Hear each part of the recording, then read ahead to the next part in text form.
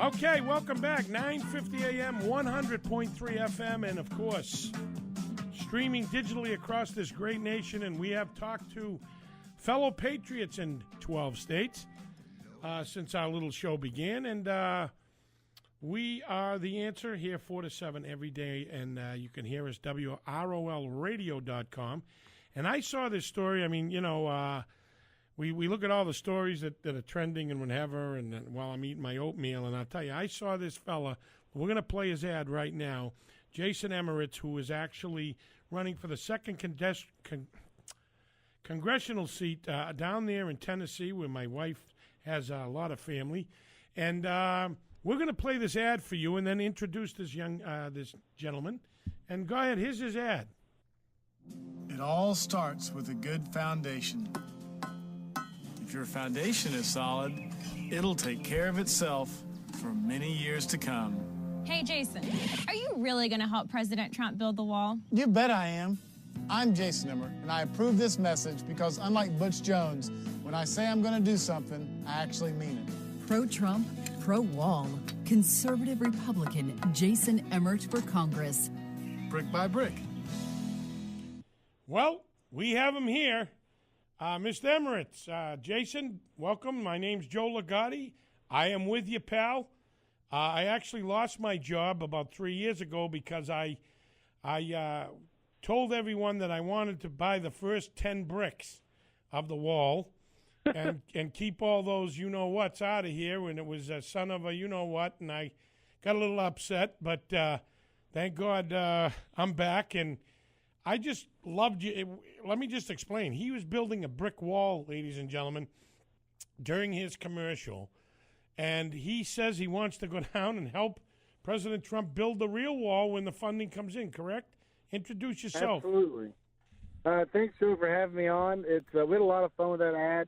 You know, it's a parody on a fairly popular ad here in Knoxville about a former football coach, and so we just ran with it to give people a laugh, but also draw attention to something really serious that, in my mind, is one of the biggest national security concerns that no one's really serious about, especially career politicians and people on the left. I can't agree with you more, and that's kind of what I do.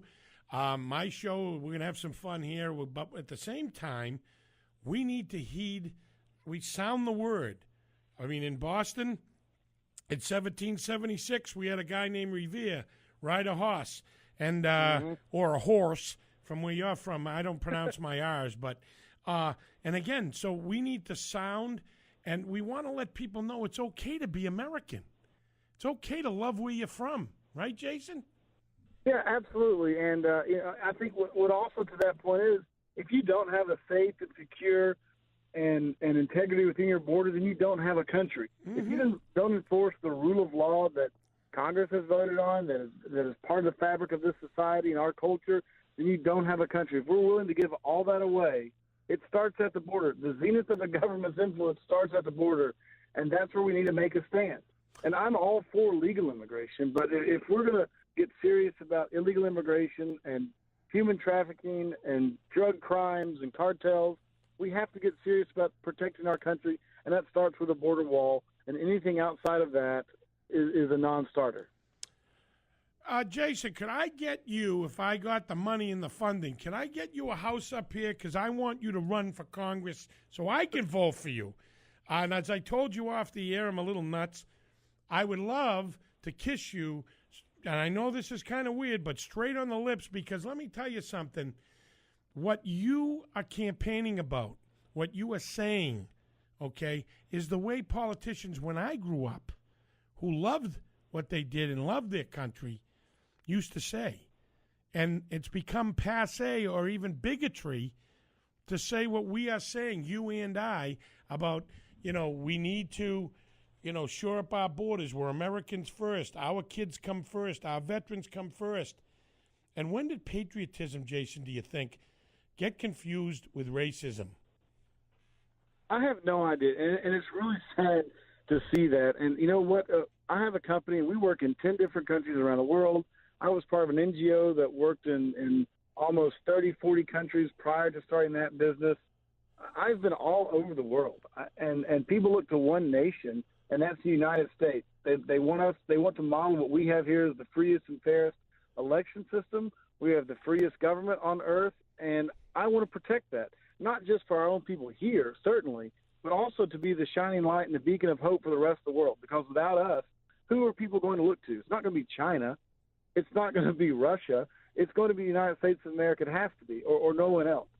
And for people to mistake anything about being a patriot for racism, it speaks to a very sad reality that we do have in some pockets of the country.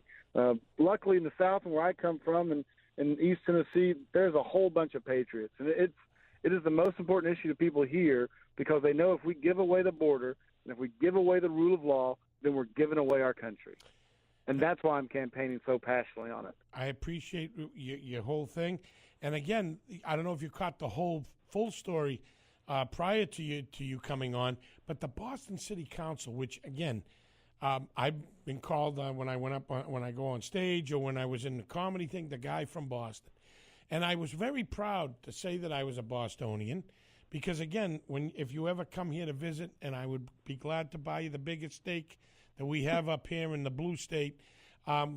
Again, you can walk through history, which is same with you for the Civil War down south and what have you.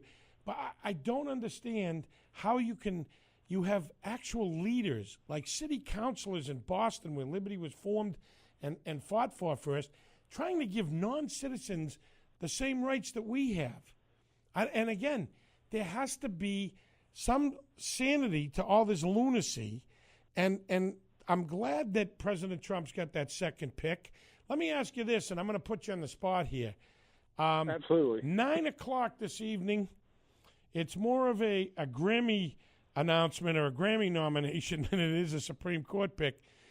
Do you like the way the president's doing this, or do you think he just should have just announced it at 9 a.m. and let the press take it? I think it's kind of where we are as a country. I like to see people back engaged in the process, see the distinct difference between our three branches of the government, and seeing that process in action. I teach college. I've been an adjunct professor, and kids just don't understand the process. And look, it may be a little showing for my liking, but look, I think it's important to rededicate, recommit ourselves to what this country's about, how our government works, and this is part of that. And I know he's going to pick the best person possible. As someone who is married to a Catholic from Louisiana, I'm really hoping it's Amy Barrett. Me too. I like her. I do like her. Do too. Yeah. And so I think it's important. A lot of things with the showiness of it, I just think it's where we are as a country. And I think it's great to get people engaged on both sides passionately. Like those people have been incredibly dispassionate about our country for so long.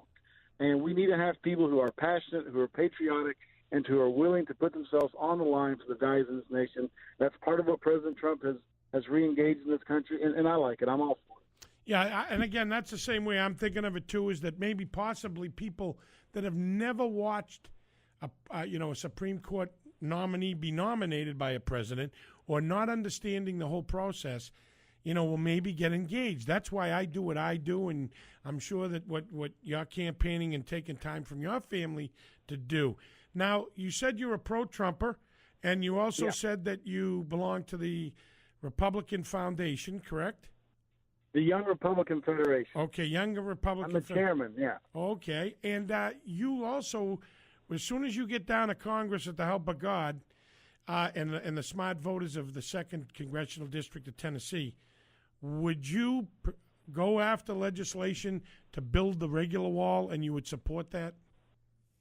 Absolutely. I think the two pieces of legislation that I want to see enacted during my first term, or at least pushed, is getting the wall funded on any serious immigration reform. Mm-hmm. And secondly, is to pass finally a balanced budget amendment that was part of the 1994 contract with America that Republicans campaigned on, over 20 years ago now.